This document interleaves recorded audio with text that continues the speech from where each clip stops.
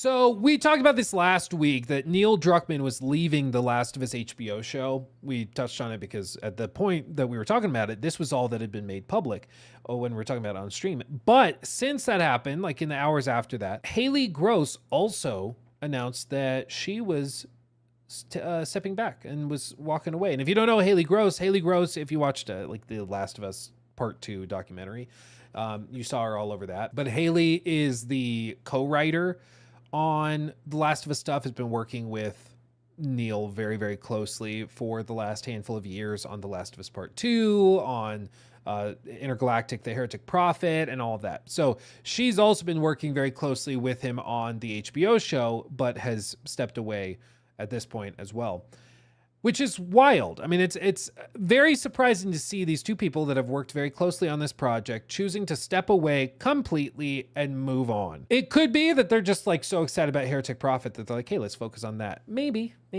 But it's also, they have like really put everything into that show. They're very excited by it. They're very proud of it. And so to see them just totally walk away from it is surprising, especially because you would think the transition into season 3 is going to be a huge moment where they need to nail that. If they don't nail that, the show will die. I mean, there is no question. Viewership has already taken a pretty steep nosedive. I believe the number was like 55% lower for the finale of season 2 versus the finale of season 1, which is bad because again, like typically when you put out a TV show, you want the line to go up. And for Game of Thrones, for example, this is what happened. Every season, at the end of it, viewership climbed because people were more and more interested and more people were hopping on. And even if you were hopping on here, you were watching all this, binging it to get here for the live reveal, you know? But The Last of Us, it kind of started like this, and then it skyrocketed by the end of season 1, and then season 2 hit, and it's just been dropping, which is the opposite of what it's supposed to do. You want it to go up to just make it real basic. But it's because of design choices like this. Dom the Bomb clipped this where he found that apparently in the official poster for The Last of Us show that they started putting out before the season dropped, they showed Ellie walking with the rifle, for example. But Ellie doesn't use the freaking rifle in the entire season. She just doesn't. They show it, but does she use it? No. So they photoshopped it out for the Blu-ray release. Literally goes from holding the rifle, they took it away. Which is that by itself a big deal? No. The point is that it reveals a fundamental misunderstanding of the game itself. Like, I played the game. I've played the game a number of times. I made a 5-hour like breakdown of the game. I know the game fairly well.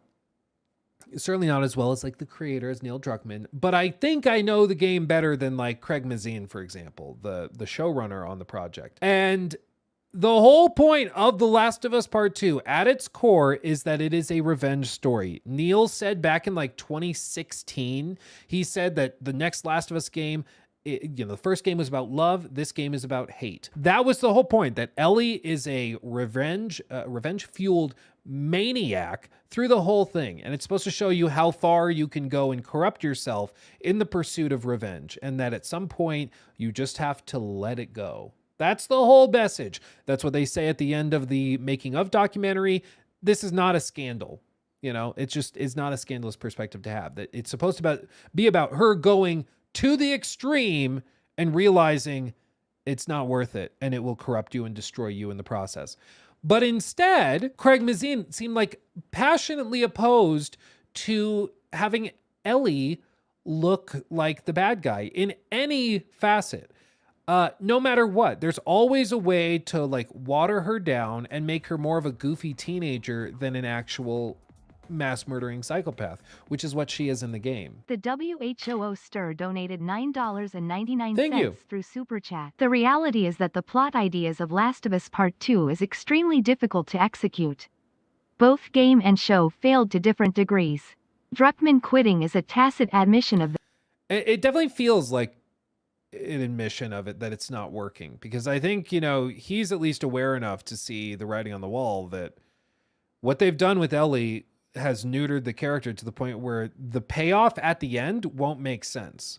The damage, I think, was done with season 2, and it will make, like, imagine, this plays out to season 4, season 5. I don't think it will work when you're seeing, like, the slave traders and everything, and Ellie has been pushed to that final point, because I think they're still gonna have her being like, oh, there's slaves over there. Awkward. They're gonna be doing stupid crap like that because they want her to seem like an angsty, relatable teen or whatever. I'm gonna be a dad. It's just bad. It's just bad. Degrees Below, thank you for 7 months. My wife, non-gamer, lost all interest after Joel died. Tried to stay interested, but funny enough, the I'm gonna be a dad moment was her breaking point. Yeah, it feels weird. It feels dissonant. Now, one of you guys recommended a video called Craig Mazin Misunderstands Ellie. This was put together by Supercuts Delight and is, according to the person who sent it over, a pretty good breakdown of what is wrong with the show and all of this with some like specific clips. So I'm interested in seeing this and checking it out. Links, of course, below. But let's see what he has to say in this this snippet. Squarespace. Stay tuned to hear more about them later on. One of the worst aspects of The Last of Us Season 2 is how poorly adapted Ellie's character is from the game. They barely resemble each other, and this isn't going to be about Bella Ramsey's appearance, but how Craig Mazin writes her character. I listened through all 7 of the show's podcasts where Craig Mazin, Troy Baker, and Neil Druckmann break down the show and its characters. There were a lot of insights and eye-opening remarks, and I'll splice those in throughout the video. Also, for context, Craig Mazin has sole writing credit on the first 5 episodes, and he helped write the last 2 with Neil and Haley Gross. And I don't think this should be disregarded. What I and many other people, to be fair, have said is that the episodes that Neil directly worked on felt much closer to the game. They felt more in tune with the characters. The episodes that Craig worked on felt, I mean, they had all of the telltale problems of this like rewriting syndrome where you want to just change the character to be closer to the way you want it instead of how they were originally. And, it's just frustrating. It's frustrating. But continue. The original writers of the game. To start, let's go into the most damning change made to Ellie's character, which is her intellect. Every episode in some way touches on Ellie lacking general wits in varying magnitudes. From not packing medical supplies for a major journey, wanting to rush straight into a WLF station, Dina having to stress to Ellie that shooting her gun will draw too much attention, or Ellie wanting to Leroy Jenkins into a group of 6 wolves to save a Seraphite child. An action that would most definitely get her killed.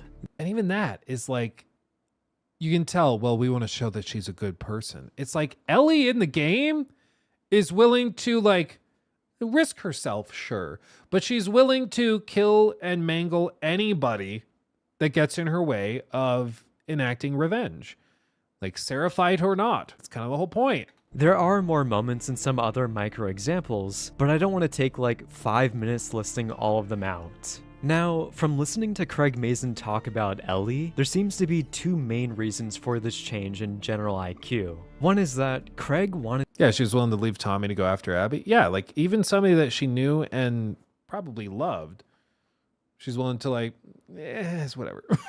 Like Jesse even, there's a moment overlooking, I think they finally see the aquarium and Jesse's like, we need to get back. We need to get Dina back. So we're going to leave. And so it's not just like Jesse, it's also Dina, who she's in a romantic relationship with. She's going to be a dad after all. And she's willing to put them in danger because she wants to continue pursuing her revenge arc. But that's Ellie in the game. That's not Ellie in the show. Wanted to give Dina more of an important role, so he decided to make their dynamic to where Dina is the brains of the operation. Ellie's the brawn and Dina's the brains. I think they sort of go together really well in that sense. Ellie is not good at planning. At thinking. Sorry. Ellie is amazing at doing things. And Ellie is incredible when it comes to persistence, dedication, and single-mindedness. I feel this approach to writing a dynamic where you're degrading one character while uplifting the other is extremely flawed. It's one thing creating original characters that fill in each other's gaps or weaknesses, but it's another thing entirely where you're taking a pre-established character and downgrading how smart they are. And it's not like, oh, okay, fair. Ellie doesn't know how to triangulate radio signals and doesn't like math or protractors because that's understandable. But making it to where her basic common sense is so shot to the point that she's a hair's length away from getting herself killed constantly is crazy. But yeah, She's a hair's length away from getting herself killed constantly? Yeah, this is how it made us all feel. I do think he raises a good point, which is that it's not just elevating another character, it's pushing another character down to make this character seem more present, more valuable, more useful in the situation or whatever. It's what happens a lot with, like, I can't even remember the name of it, the recent show that follows the story of like Iron Man and everything. Was it Iron Heart or something like that? I saw some snippets of it, but mainly I heard my friend who's very into Iron Man, like owns multiple masks that are like fully robotic and everything. And he had some passionate statements about how frustrated he was with it, because he's like, they basically talk down and like piss all over the memory of Tony Stark in order to make this character seem better than him. And it misses the point. And it's also like, no, we love Iron Man. Why are you like pissing on the parade? Like, what are you doing? It was annoying to him. He was very frustrated by it. I've not seen the show. I'm not particularly interested in seeing the MCU shows, but I think that this is a common thing recently where they will like try to write down characters or whittle them down. Even in like the Witcher show, they did that too, in order to make other characters seem better and more valuable. It's really, cheap writing is probably a good way of phrasing it. It's like, instead of finding a way to write the characters in a compelling way, they just try to take one piece from one and put them into another, you know? And it's too bad because it really whittles it down. And again, it begs the question, like, but why did they need to do this period? Why did they need to bother with any of this? Like, the show or the game was pretty well established already. The characters had their roles. Like, you didn't need to dumb it all down, you know? Ellie is crazy. Ellie and Dina in the game were collaborative. They strategized together. You never got a sense that one was drastically smarter than the other, or let alone so far to the point that characters are chastising Ellie's intelligence as if she's a toddler, which is extremely demeaning. This creates a massive disconnect viewers have with bonding and sympathizing with the main character. Well, I think it also, like, when all the characters are talking down a character and treating them like they're stupid and like they are incapable of doing these things, at some point the audience is going to react to that as well, especially if they don't know Ellie from the games, you know, because all of this stuff, there's kind of two audiences at play. There's the audience that never played the game, and then there's the audience that did play the games. And the audience that played the games, they've already started to fall off. They're already kind of checking out because they are frustrated by a lot of these other changes and by just the whole thing. But there's also the audience that is just watching it as an HBO show, having no exposure to it. My in-laws, for example, they never played the games, but they've been watching it because they liked season 1. But they fell off of it because they just felt like there was no real connection. They just didn't. It was interesting talking to them because they were with us in Minnesota when we went like 2 weeks ago, and they were saying how like they just kind of fell off. They're like, it wasn't that interesting, and I don't know, the like bonds between the characters, like the dynamics just weren't there. You know, they're trying to basically describe what I think a lot of people felt, which is that the character dynamics just crumbled in this season. You're frustrating viewers because Ellie is making decisions that don't reflect how smart she should be, which this is different from characters making mistakes and instead how they think about things in general. This dynamic as well isn't just exclusive to Dina because it also applies to Jesse. When every character is highlighting how dumb the main character is, then that makes them very unlikable and is kind of why Dina is greatly outshining Ellie in her own story. Another thing is that if you're dumbing down a character, you're also partially taking away their agency. They aren't making their own decisions 100% of the time, and other characters are telling them, no, you can't do that, or just telling Ellie what to do. It's hard to root for someone that's really like stupid. and keeps making terrible decisions and mistakes. You know, it's like when you're playing a horror game or a horror movie, you're watching a horror movie, and then there's the character where you're like, there's a monster in the garage. Let's go look. Like, you lose all sympathy. You don't root for that person. You're like, yeah, they deserve whatever's about to happen to them. And I think that also happens in this show where Ellie does a lot of stuff and all the people around her are like, dumbass, stupid doo-doo head. And she's just like, no, but I'm angry. It's my dad rage. You know? It's just, again, you treat a character like they're stupid. You shouldn't be surprised when the audience feels like they're stupid. You know, like it's gonna happen. Robs her of having an interactive presence in the story because she operates more of a brute who rushes into situations and is being commanded by her companions. Dina, until she's incapacitated by the arrow, feels more like the main character than Ellie does because she has that greater sense of agency, along with being more motivated to kill Abby than Ellie does. This isn't to say that Ellie doesn't make her own choices, because she does occasionally, but more so towards the end of the season or if she's alone. Like, Ellie breaking into the hospital is basically just dumb luck in the show and displays no intelligence whatsoever. If she was here... Yeah, dude, that freaking thing, the hospital maybe is the best example of how they just totally missed it. Like, in the game, it's an ordeal. It's kind of a traumatizing ordeal too. There's some sequences that are pretty intense. And it's, you know, she kills a lot of people to get in there. Is it Sarah who's in there? Like, they go crazy. They go crazy in order to show the lengths to which Ellie's willing to go to find one person. Oh, Nora, no, you're totally right. It's Nora, not Sarah. I was like, who's Sarah? But yeah, it's the lengths to which she's willing to go to find one person who can give her an answer as to where to find Abby is ridiculous, but she's willing to do it. But in the show, it's like, oh, she found a hole in the wall.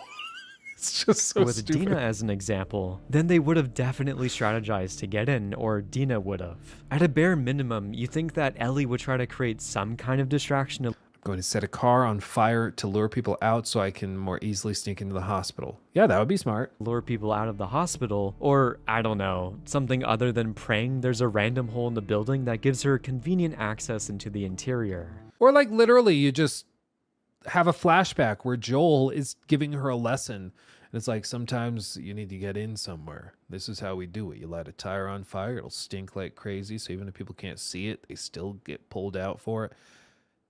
That's how you do it. Like, do that. It'll show Pedro Pascal. It'll cause a little bonding to take place between the two characters. The audience will love it. And then it also makes sense in the story itself. But instead, no, just find a hole.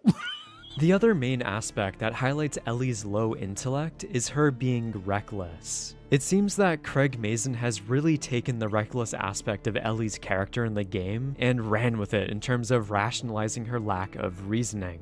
To give some context, Ellie's pursuit of Abby is reckless in a general sense. She's willing to forego logic in that their odds of survival are slim, but she's willing to risk that because she'll do anything to kill Abby. That's what Ellie prioritizes the most and doesn't compromise on those ideals. Like, the point of Ellie being mad at Dina for being pregnant and her refusal to drop this quest heavily highlights this. Which, this is all missing or is heavily downplayed in the show. So in the game, this recklessness is more applied in a macro sense to Ellie's journey. But from a moment-to-moment basis, Ellie is not that reckless. She isn't doing stupid things that would most definitely get herself killed in the game. Or I guess you could technically argue that outside of cutscenes, the player controls Ellie, and depending on how you play, Ellie could have differing levels of impulsivity. However, since it's a video game, logic from the real world doesn't apply the same to this medium in which action is used more as a tool to entertain the player. If anything, the gameplay establishes that Ellie is a formidable singular presence. She can outsmart. Well, also just tactically, if you play on higher difficulties, you have to be very, very tactical with placing smoke bombs, you know, the proximity mines, with tossing Molotovs into crowds after luring them by throwing bottles or bricks. Like, she's not just running and gunning. Like, Maybe wouldn't it be funny if all of this is because Craig was like, I'm going to play the game, but he played it on the story difficulty where you can just run and gun. So he's like, oh, so Ellie is very reckless. She just runs and runs and like gets up, bashes. There's tons of ammo all the time. It's literally because he went through on journalist difficulty. That would be actually funny. Maybe that is what happened. Smart enemies, she's laying traps, or is executing stealth kills and wiping out squads of soldiers. Seeing this gameplay also, again, I'm just going to say it, and I don't care if people get mad. You can hate the story all you want in The Last of Us Part 2. The gameplay is baller, dude. The gameplay is baller. It has some of the best tactical stealth NPC AI of any game in the last 5, 6, 7 years, period. It's very good. If you've not played the game because of the story, okay, but give it a chance just for the gameplay. Because a lot of people, I think, didn't even bother trying it because they heard the story stuff. At this point, like, go try it. 'Cause seriously, the gameplay is insane, dude. It's wild. Now, obviously for the show, there's a certain extent of this being unrealistic in the real world. But when you remove this entirely, and then also replace this with Ellie being extremely reckless, that acts as whiplash for how different these characters are. Like if Show Ellie went up against Game Ellie, she'd get absolutely decimated. Even for the 2 stalker encounters, Ellie literally loses, and she's only alive because she's immune. Or there's the new scene in the show where she ends up on Scar Island and only survives because of a massive coincidence. And I still don't know why they didn't kill her quickly in this moment. By making her character this reckless... Yeah, I cannot stand when people write things dependent on coincidences. Even in the game itself, the fact that Abby just stumbles into Joel, I hate that. I think it would have been way cooler. And apparently the original intention was to have Abby like infiltrate Jackson as like a stranded survivor. And she would get to know the town, see her opportunity, basically assassinate Joel, and then go and escape from there. And that would have made way more sense because Ellie could even get to know Abby a little bit, and that would cause this like conflict where she thought she knew her and she was betrayed by that. Of course, then she would know the people, their names, or at least what they said their names were, and their personalities. You could tie that into the gameplay where it's like, no, Nora is a scaredy cat. She'd never go outside at night. So she's going to be in the hospital at this time for sure. She's not going to be on patrol. Like there's all sorts of different things that you could do with that would have made way more sense than just, oh, well, we went and found a house and then we found Joel and brought Joel to house and beat him up. Like that was so stupid and so overly reliant on coincidence. I think if they did something much more tactical, it would have been way better. But anyway. That not only makes them even more unlikable, but you're also now highlighting their plot armor.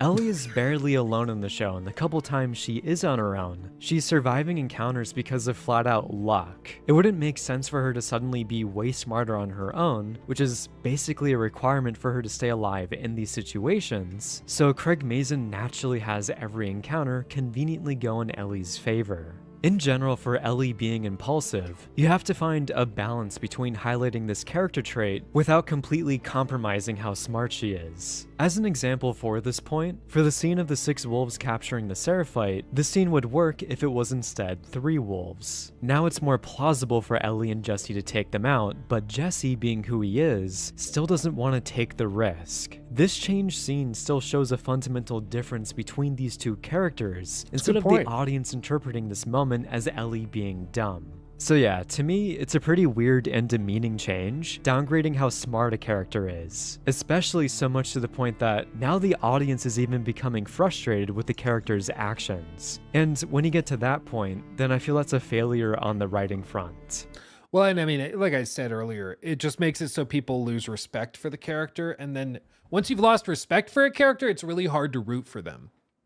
You know, if they're constantly doing stupid stuff, you're like, I will feel nothing if something bad happens to you or the people around you because you're being stupid. It's one thing if somebody is like very tactical and then something bad happens or they get outsmarted or something, but you still respect the character. Or like in the opening sections, I guess no spoilers in case you haven't played it, but in the opening sections of Ghost of Tsushima, for example, there are some very like of course the role of honor versus the role of pragmatism with the Mongols is a constant theme that's discussed.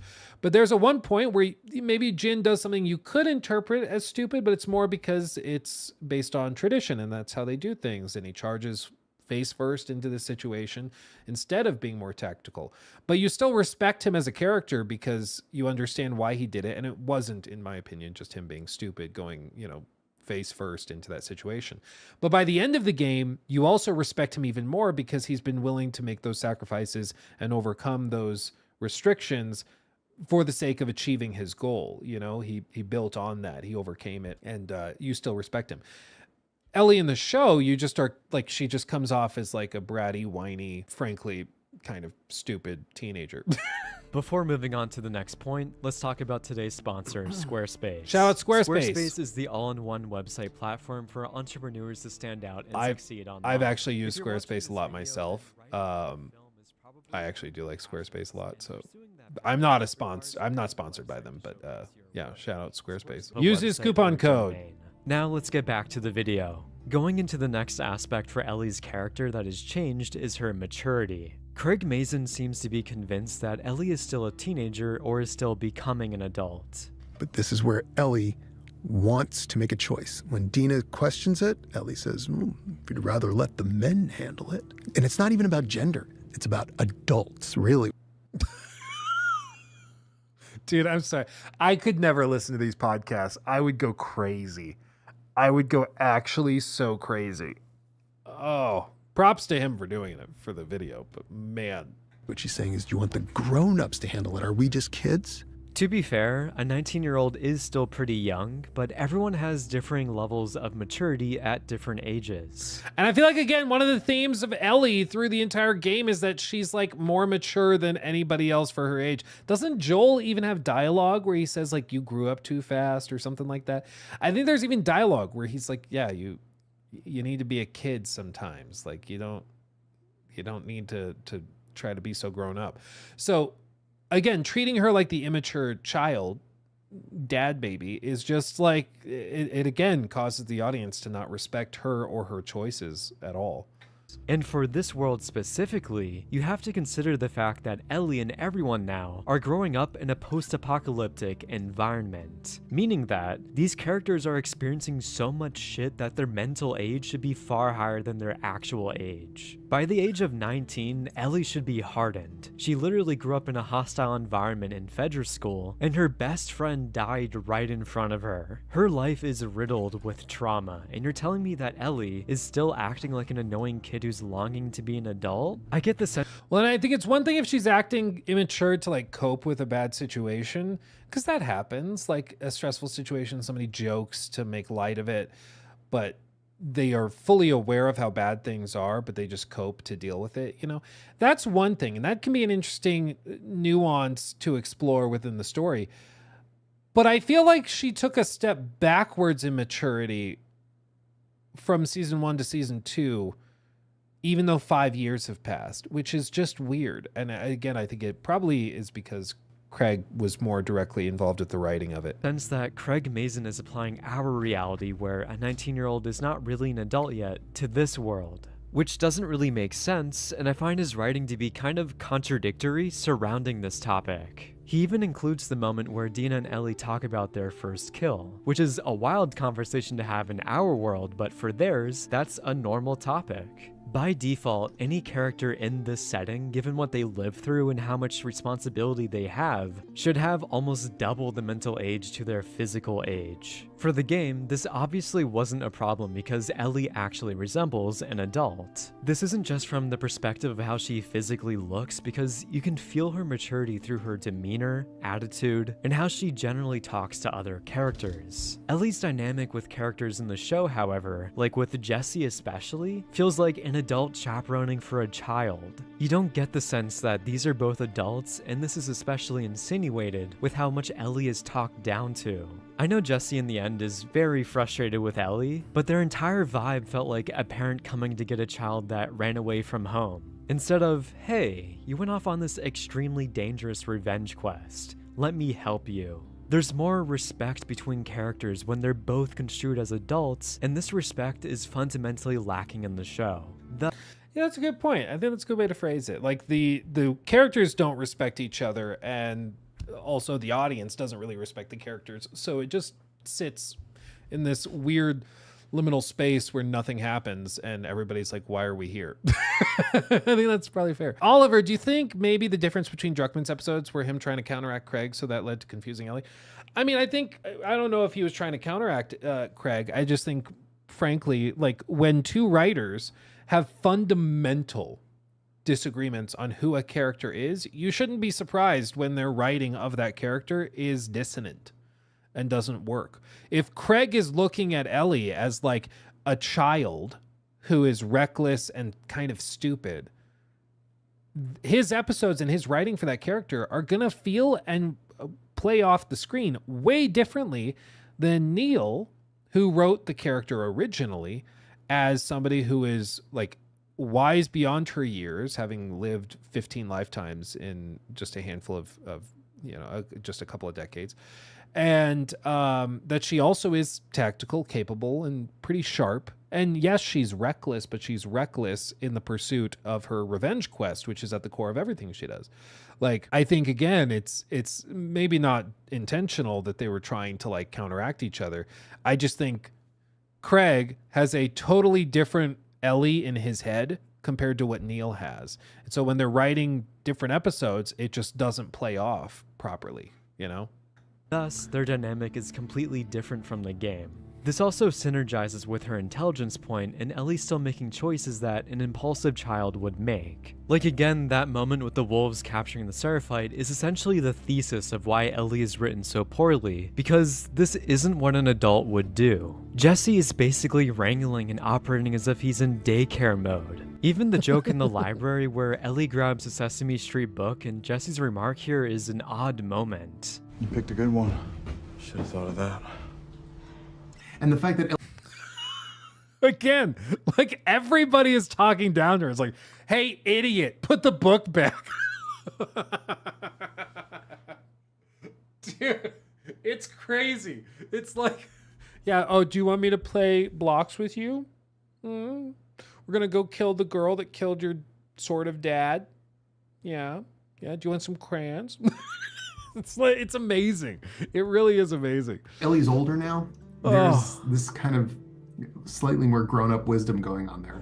Is he though? Like, I don't know why you would write this into the show if you weren't insinuating in some way that Ellie isn't a fully fledged adult yet. That's what it sounds this also like. plays into the unlikable aspect of Ellie's character this season, and an aspect I brought up earlier that essentially pours gasoline on this issue is her attitude. The best word that sums up Ellie this season is petulance. Yeah. She's ill-tempered, she lashes out, and can be irritable at times. This sours her relationship and interactions with other characters. She's butting heads with people, being disrespectful, or on the opposite side of the coin, she's sometimes displaying a sense of heightened joy and happiness when she shouldn't be in that mindset. Like an example of this was in the beginning of episode 5 where Ellie skips into the scene like a giddy schoolgirl while Dina was planning.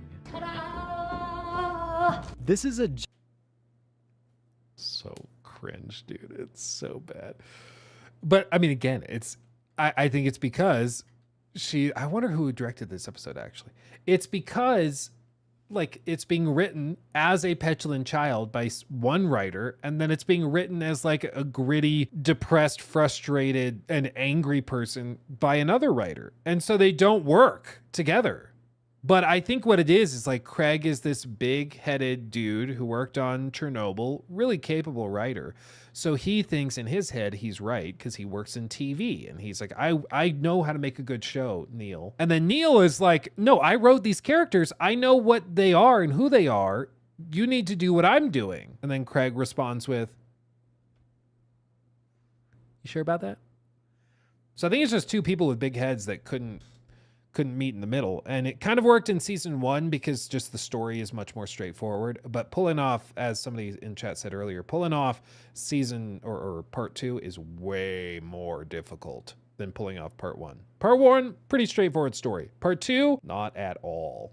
general mentality that this character shouldn't be in. Or at the very least, if you want to tell a story about the crushing nature of vengeance, then displaying your character as having a great and wonderful time is inherently contradictory. This is why you need your character to resemble more of an adult. They need to have the maturity to effectively hit the required character beats on this arc, which some of these major story moments are well done, but prior scenes don't properly build to these integral plot beats and are therefore way less effective than the game. I agree, and it's why I think also season 3, season 4 are totally screwed already. Because all of the groundwork and foundation they're laying right now is supposed to build up into those final sequences with like when they're in, is it Santa Barbara is where they're at in the finale? I forget where the slave base is, but like that's where it's building to. It's got to get there. But I think because they've already cracked the foundation at the start, it's going to make those payoffs at the end just fall totally flat. For this general point, this is also where a lot of people were blaming Bella Ramsey's acting, in that people thought it was the actor's choice to display Ellie in this way. However, that comes down to the writer and director. An actor's job is to best fulfill the wishes of those two people, and actors can sometimes make changes that are better for the character, assuming that the director agrees. So I don't blame Bella Ramsey at all. I think there were great signs throughout the show that showcased her excellent acting. And this more comes down to how Craig Mazin wrote her to be more like a child. For the third... And I mean, this is absolutely true. As you guys know, I've done my fair share of acting, mostly plays and musicals and stuff back pre-COVID era, but it is typically like the director's choice. And in the case of a TV show, it's even more complex because a lot of the time the directors are not handing out like the full season script to the actors. They're getting what they're shooting that day. There's rewrites constantly.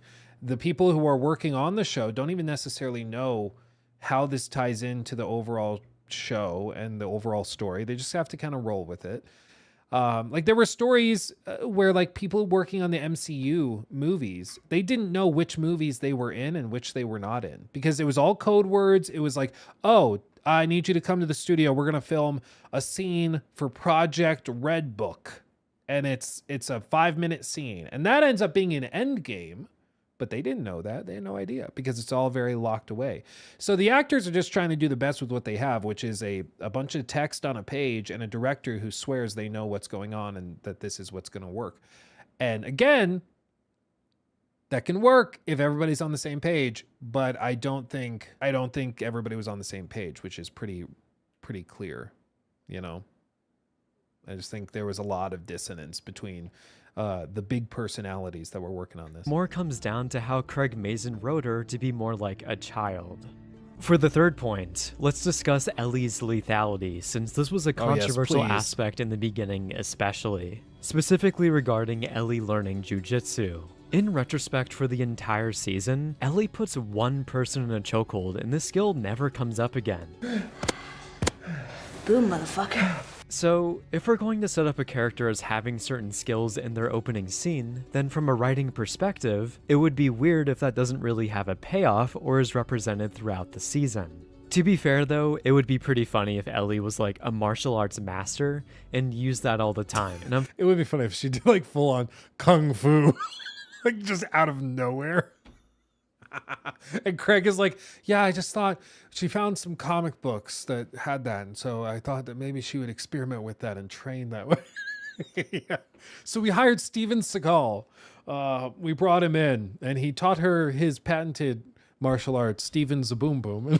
Dude, that would be so good. Find out that's scarcely being used and primarily as a last resort. However, this now goes into the point of she doesn't really have any other main skills, which is kind of a contradiction in her role of being someone who goes on patrols. I think the most natural skills that should have been established that stays more true to Ellie is her resource. I didn't think of this before, but she does kind of come off as a Nepo baby, doesn't she? Like she comes off as somebody that's been put on patrol and put in these positions because of Joel, not because she's actually capable of anything. And that almost works with all of the disrespect she's given by everybody around her, where everybody's talking down to her and is like, you know, oh, you need a toddler book, that type of thing, because they disrespect her for being a Nepo baby. I never really thought of that or realized that before, but she does totally like come off that way in the show. That's crazy. Resourcefulness in crafting, like in regards to traps, along with her also being skilled with a bow. For the crafting skill, she'd actually have to be intelligent, so there's no way this version of Ellie can craft a makeshift pipe bomb as an example. Yeah, there is literally no way she could possibly do that. This version of her, incapable. There's no way.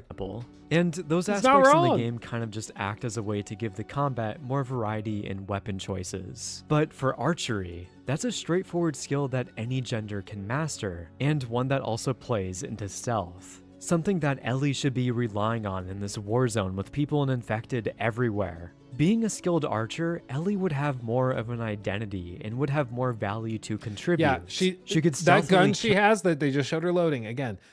She never uses it.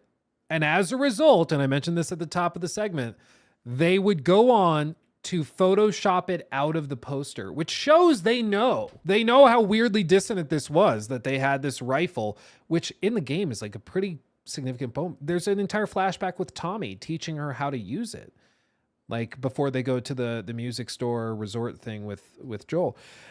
And it's just never used, so they Photoshopped it out. It's crazy. Absolute madness, dude. kill people and have them avoid the entire problem of making loud noises.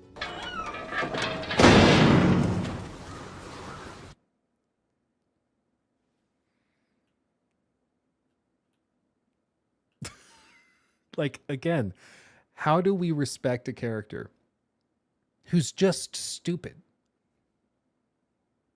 Like, I am not a survival expert. I am not somebody who would probably do that well in a zombie apocalypse. Yes, I have a sword, but it's pretty dull. I don't think I would do well.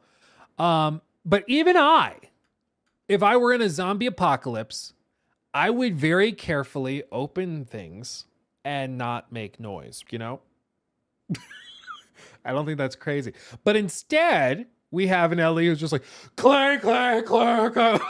And it's like, oh, bummer, dude. Made a lot of noise. Oh, you know what? Being a dad's not easy. It's just Loud noises.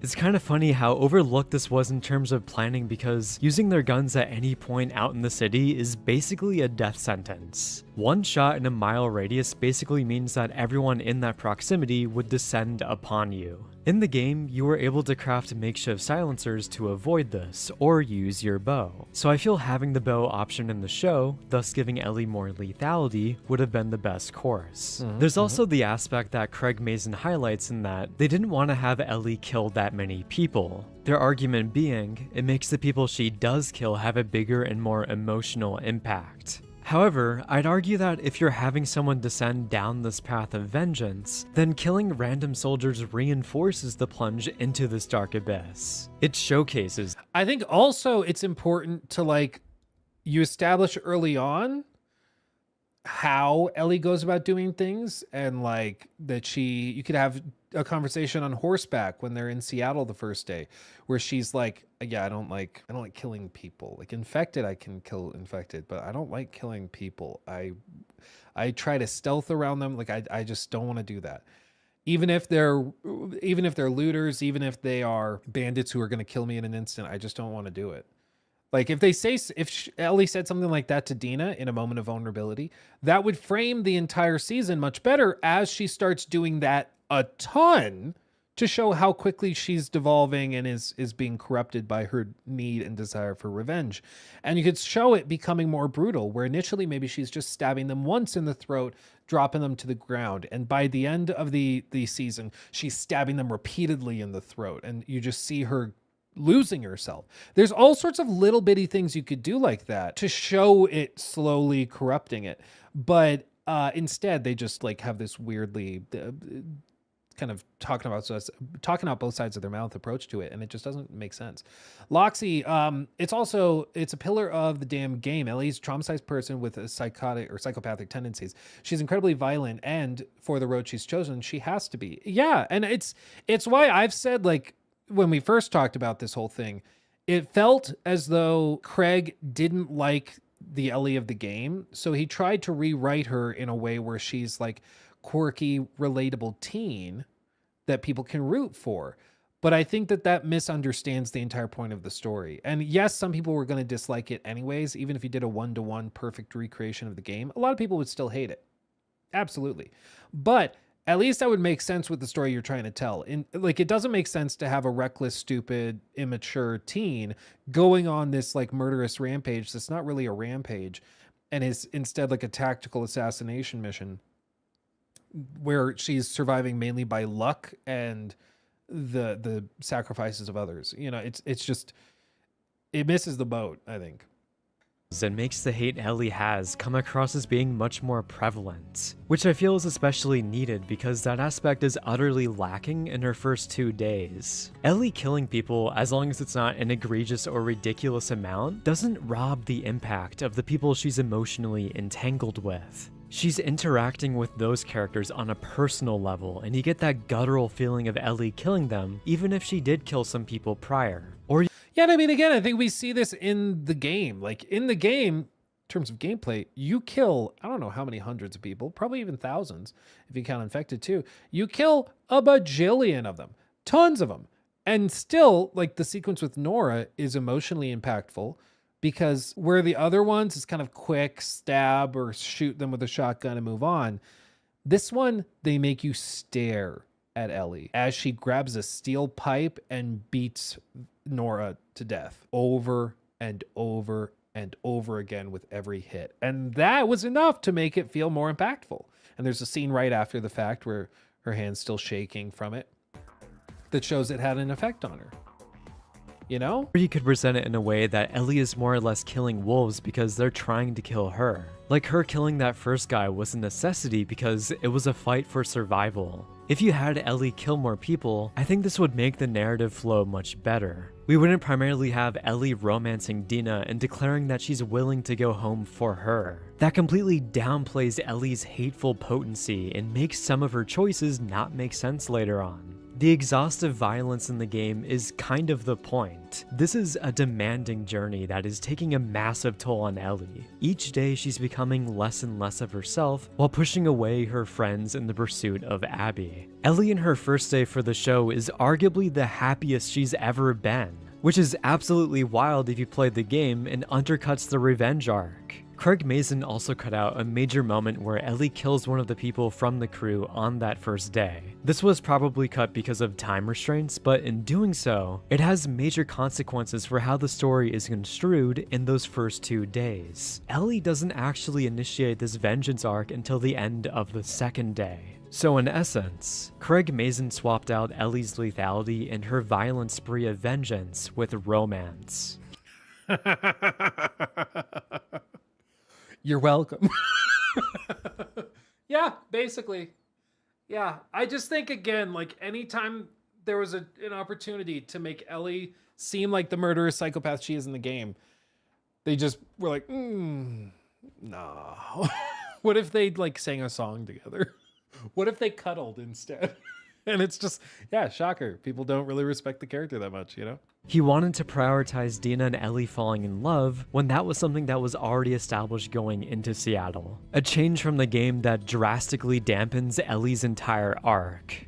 For the fourth and last point, let's dive into the general notion of psychopathy. Or is Ellie psychopathic? There's not a clean quote from the podcast to pull from, but there were multiple moments where Craig alludes to this. He essentially implies that Ellie has this deep and dark urge. She's drawn to violence. He also brings up the point of nature versus nurture via Gil's character, and here, Craig argues that there's a dominant nature component to Ellie in that her upbringing is based in violence, particularly referring to how she was raised in Fedra and her regularly getting into fights. He also labels this as one of the reasons as to why Ellie wants to go out on patrol. It allows her to carry out this violence, and he also points to the moment of how much joy Ellie gets out of sniping infected with Tommy. There's some more I'll bring up in a... Yeah, she seems, I mean, we all know someone who, like, has a worrisome joy for things.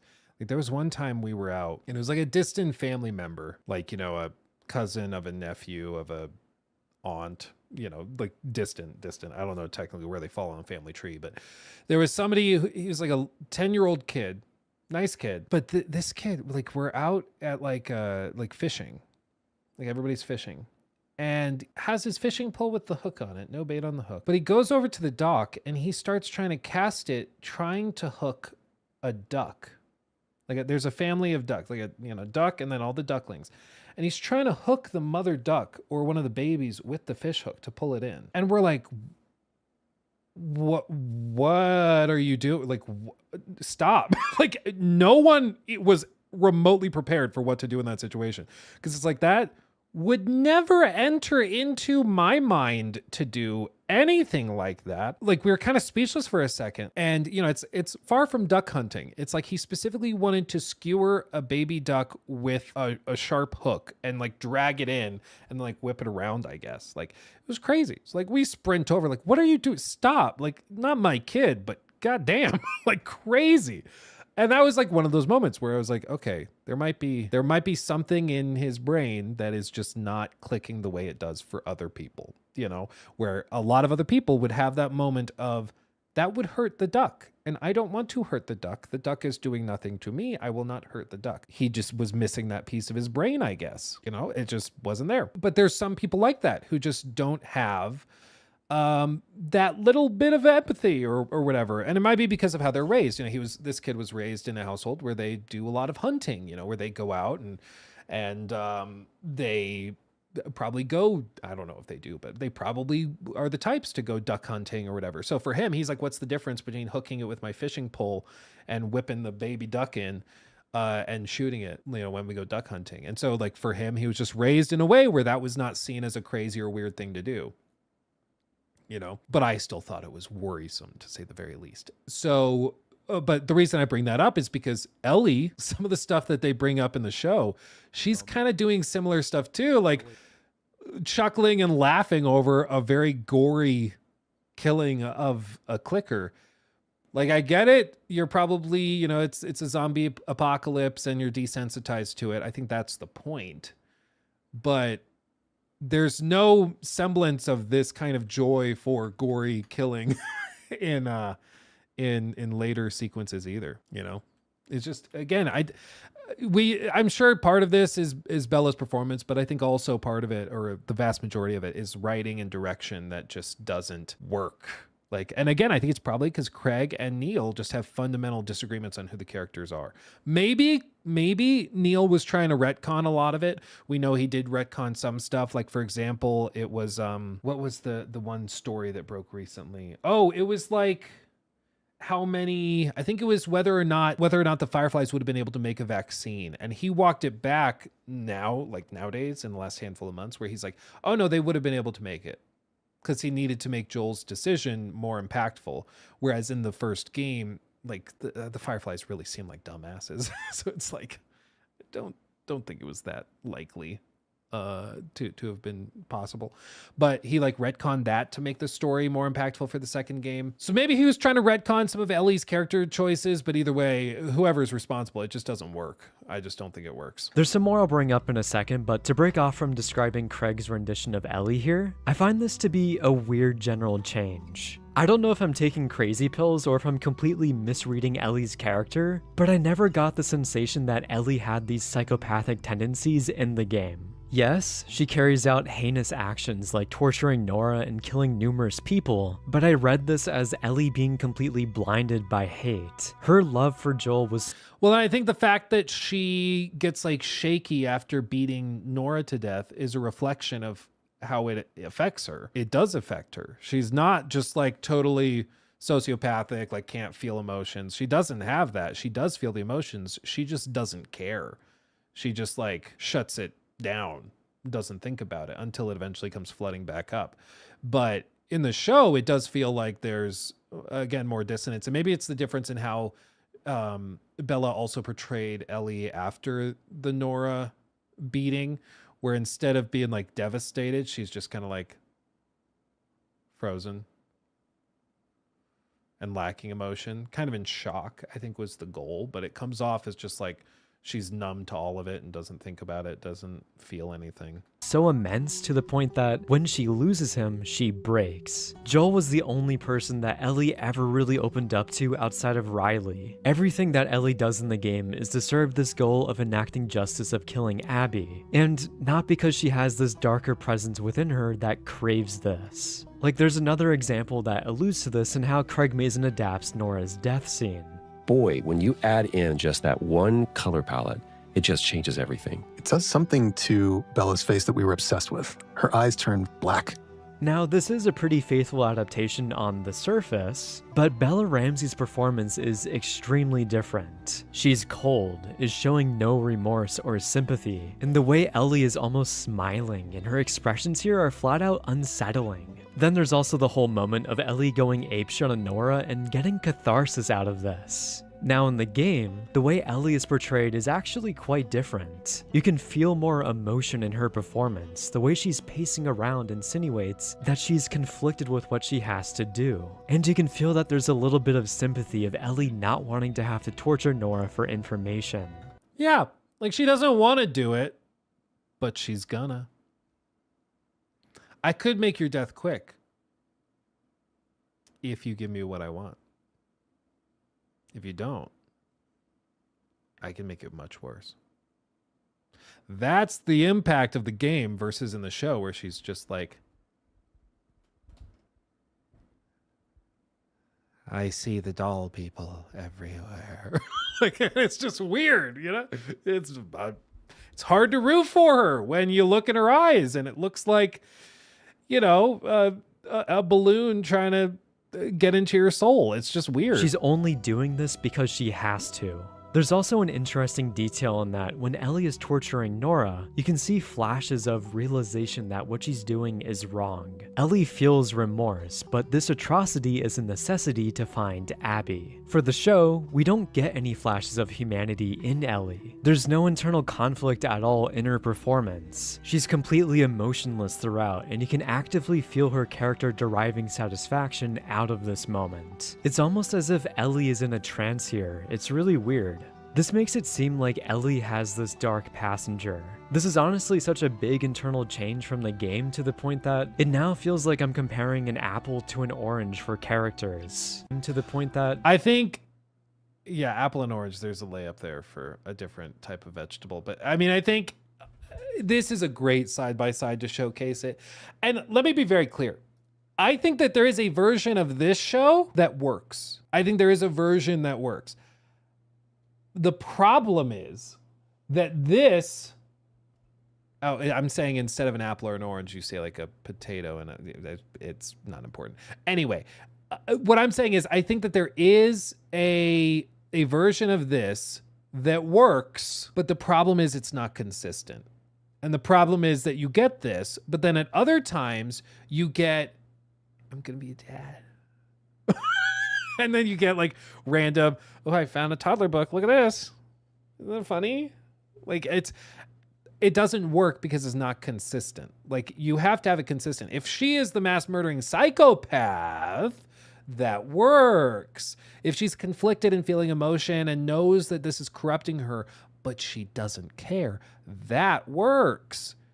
But you can't have both. You can't like do one for 5% of the runtime and then do nothing and have the polar opposite type of character presented for the rest of it. You can't have both. You can't have your cake and eat it too. And I feel like this was one of those moments where they were like, yeah, we'll show Ellie cracking and like going crazy and feral. But then in the next episode, she's back to being like kind of goofy and silly again in various parts. And it's like, okay, well then what was the point of any of that?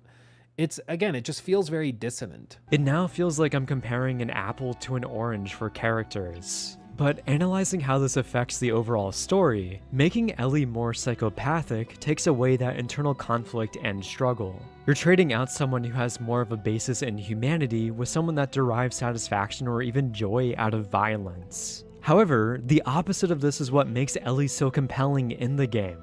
That inner turmoil and sensation that she's losing herself going down this path is heartbreaking. We're taking a character. I guess I should clarify. I think it could work for her to be a psychopath if it's consistent through the entire show. And honestly, the last season too, if they're like little shimmers of her killing people and like giggling about it. I think like that could reflect maybe how she was raised and everything, just like the kid trying to catch a duck on a fish hook. Shows that her brain just is off. It might make her much less sympathetic, but I do think that, you know, there's plenty of shows and movies where there's total psychopaths where the show works and people can understand the character enough to like, in a weird, twisted way, root for them to achieve their goal. The problem is in the show, it's just not consistent either which way. I think the better story is the one where she's conflicted and more nuanced, like in the game. I think that's still better, but I do think there's a version of The Last of Us HBO show where she's just a total psychopath that could work. But the problem is it's not consistent across the board. It's like a little bit of this, a little bit of that all over the place. It's just very dissonant everywhere. Character that the audience loved, and we're throwing them through this devastating gauntlet of misery that tears them apart. The show, on the other hand, doesn't sell this as well, and Ellie addressing this moment with Dina is like her being in shock. Oliver, a remaster will fix this. Yeah. Doesn't sell this as well, and Ellie addressing this moment with Dina is like her being in shock, kind of realizing that she has this dark side that completely consumed her. Again, a scene that plays much differently from the game, where Ellie is actively breaking down and crying from what she did. Now, to be fair, Ellie does have the same turning point as she does in the game, where her indirectly killing an unborn child acts to shatter her blind hatred. This does illustrate Ellie as not being a flat-out psychopath at least, but again, I think Ellie not having these tendencies better communicates an arc in which she's slowly losing her humanity. So for Craig Mazin in the podcast, there wasn't a section where they heavily debated this aspect, but as we discussed, it's very heavily insinuated throughout the show. I'd be interested to hear what Neil Druckmann would think of this, and the closest he got to addressing this topic was talking about how Ellie is drawn to violence because it allows her to take control of her life. Okay. Yeah, I can see that. I can buy that everyone has differing lengths they'll go to enact vengeance, but it's another thing entirely setting up that Ellie is partially psychopathic. So yeah, between Ellie's downgraded intelligence, her maturity resembling more of a child, her lack of lethality or general skills, and psychopathy playing into her character are all pretty baffling changes. All of which are not made for the better, and I'd be fine with these if they did aid Ellie and elevated her from the game. If you didn't know, I also made an overall Season 2 review, and I wanted to detach the Ellie segment from that video because it would have been a long 20-minute plus side tangent. Thank you for watching, and let me know in the comments your thoughts on Ellie this season. My Letterboxd, Discord, and Patreon links are in the description, and have a great day. Well done. Yes, very, very good video. Again, I highly recommend you go give Supercuts Delight a sub. And I'll post the link in chats right now for everybody to check out. It'll also be in the description box of this clip as well for you to check out. But I think he hit the nail on the head. He hit the head with the club in many ways. I think it's just, at its core, it's a show where the people writing it and creating it have fundamental disagreements on who the characters are. And as a result, the whole thing is dissonant. One Ellie in one scene is different from a different Ellie in a different scene. Nothing really flows properly, in my opinion. It just is clunky and bizarre. And I think, you know, all of these problems are bad enough in season 2. But I think the real nosedive, in my opinion and my expectation, is going to be with season 3. I want to say season 2 again for some reason, but season 3. Because with season 3, that is going to be the season that is entirely focused on Abby. That's like the opening sequence of, or really the third quarter of the game, where you take over Abby and you start playing through that way. And again, I just think there's going to be a lot of people who are going to boot up season 3, and they're going to see new characters, a new cast of characters that they've been conditioned to dislike and hate so far. And it will be headed up by Caitlin Dever, which, you know, maybe she is able to hold the season down by herself better than Bella was able to. But I think it's just going to feel like a spin-off episode or a spin-off season of a show that you already didn't really like that much. And so I don't really expect it to work like very well. And I think it's probably going to have even more stuff where like they try to make Abby even more relatable and likable. So she's probably going to do even more things that weren't in the game. And I just think it's going to continue nosediving, and it's probably going to get worse And they were alluding to the idea that they wanted to stretch this to like 5 seasons. Like, I'm not sure if that works. If you can do 3 more of these. I don't know, man. I don't know. But we'll be here to see it. I'll watch it for you. It's just crazy. But I don't think there is a better example of just what they did to this show than this spot right here. Maybe if they photoshopped it, so instead of just holding onto her backpack strap, in her hand she has like a kazoo or maybe like a whoopee cushion or something. That could work. That would be more representative of it.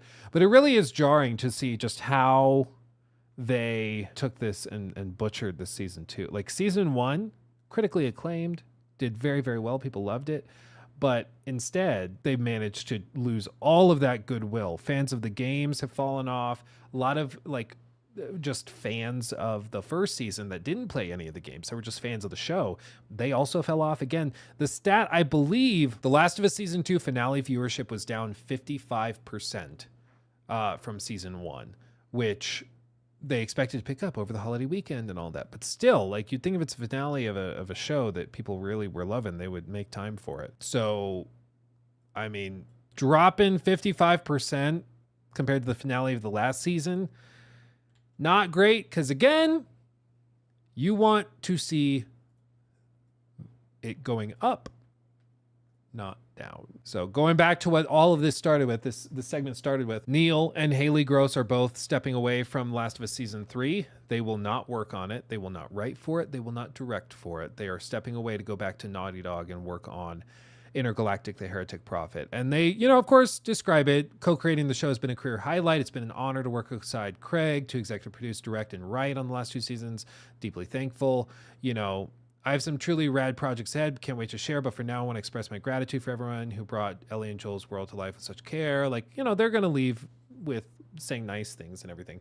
But it does give you pause and make you wonder, are they jumping ship before things go belly up? Because I'm sure they've also thought about all this and talked about all this just as much as we have. So I'm not sure what the cause is, but I think it's probably good in general for Naughty Dog, just as a company, to have their head writers and stuff back in the studio, because I don't think it can work too great when you have attention being split massively, between massive projects like this. So we'll see how it goes. Too bad they can't remaster and re-release the show 10 times like the games. Yeah, well, it's like the old joke, what name the last 5 games Naughty Dog made. Okay, The Last of Us. Okay. You got it. He took my thing.